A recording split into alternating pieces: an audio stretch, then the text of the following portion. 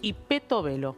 Bien. Dentro de esa comitiva. Muy bien, bueno, van a estar viajando el jueves por la noche, hay que ver si van a participar el viernes o van a participar el sábado. Recordemos que el sábado va a ser finalmente el funeral del Papa Francisco. Está con nosotros Juan Carlos Parodi, médico cirujano, es el médico que le salvó la vida al Papa en 1980, estuvo con nosotros conversando cuando el Papa estaba internado, estaba luchando por su vida.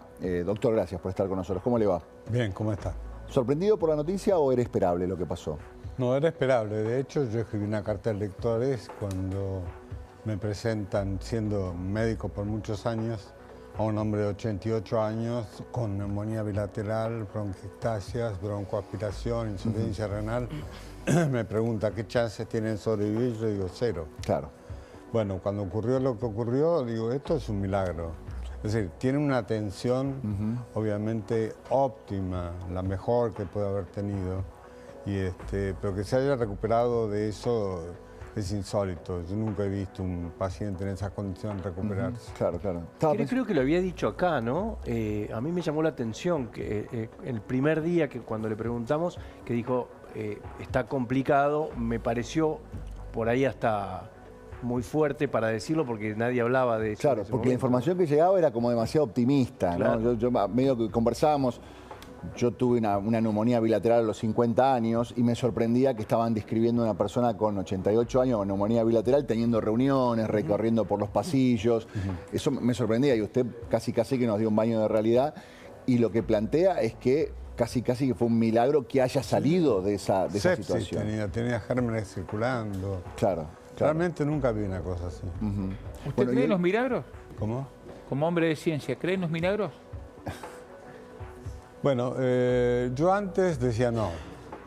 Después empecé a ser un poco más humilde. Dije, del efecto de la luz vemos una partecita, del efecto del sonido esta partecita, de la realidad conocemos esto. Claro. Es decir, yo no sé. No sé. Yo cada día sé menos. Es decir, nos limitamos a lo que podemos ver de la realidad. Y bueno, si yo antes era ateo, ahora soy agnóstico, no soy ateo. Ok. Porque si puede existir Dios, sí, por favor. Hoy más temprano hablando con Beta Piqué, ahora que pasó la conmoción, empieza a conocerse testimonios de lo que fueron las últimas horas de Francisco. Beta nos contaba, porque estuvo en la plaza, que le llamó la atención la actitud física del Papa, como que estaba ausente, que no era el Papa que ella solía ver, con el que tenía un contacto habitual. Y después lo que trascendió es que el Papa hizo un último esfuerzo, que el Papa, conociendo sus limitaciones y en cierta forma apoyado por su entorno, que le dijo que estaba en condiciones de hacerlo, hizo como una última recorrida para despedirse y que se despidan de él. Exacto. Y en el lecho de muerte le agradeció a aquellos que lo habían apoyado e incitado a que se pudiera despedir. Inclusive llegó a dar la bendición Urbi et Orbi, y apenas le daba la voz, pobrecito, ¿no? Pero Claro.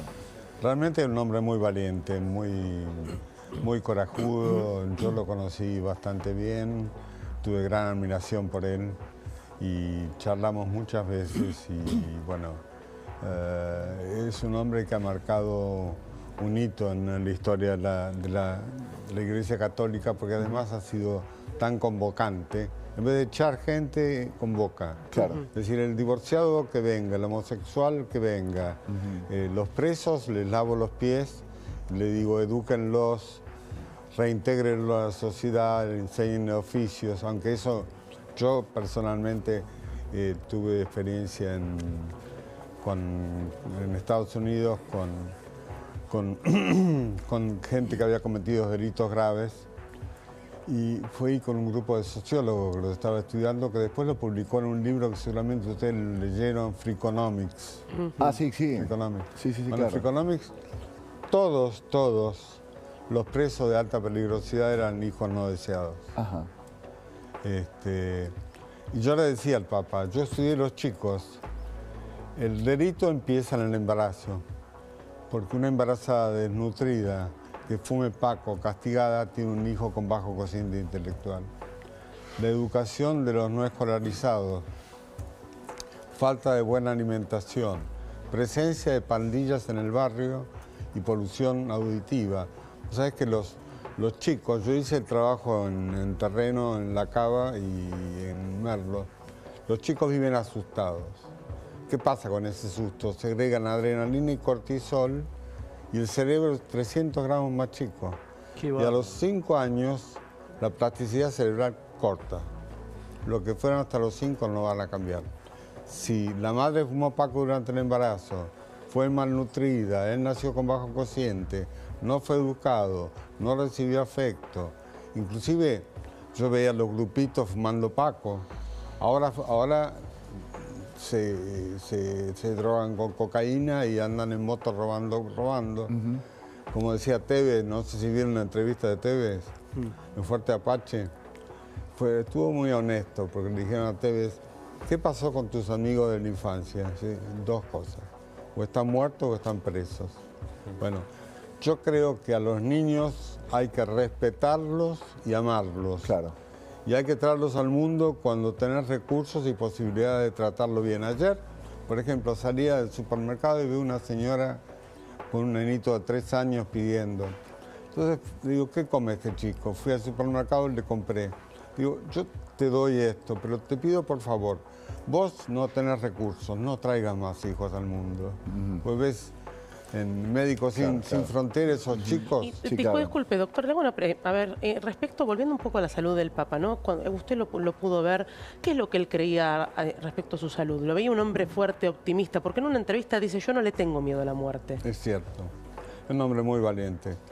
Yo cuando lo traté, después me invitó a Vaticano, lo vi tan gordo que le digo, Francisco, tiene que caminar por la galería, qué sé yo.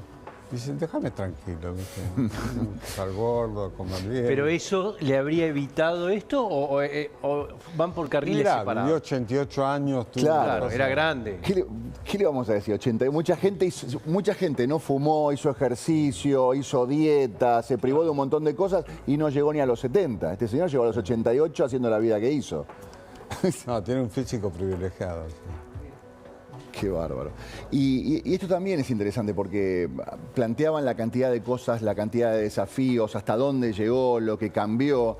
Y por otro lado, con todas estas limitaciones físicas, porque era una persona que desde muy joven atravesó problemas graves físicos. Sí. Empezó con los pulmones, tuvieron que sacar el lóbulo superior derecho, después la gangrena vesicular, después hizo una diverticulitis, hubo que operarlo, después una ventración.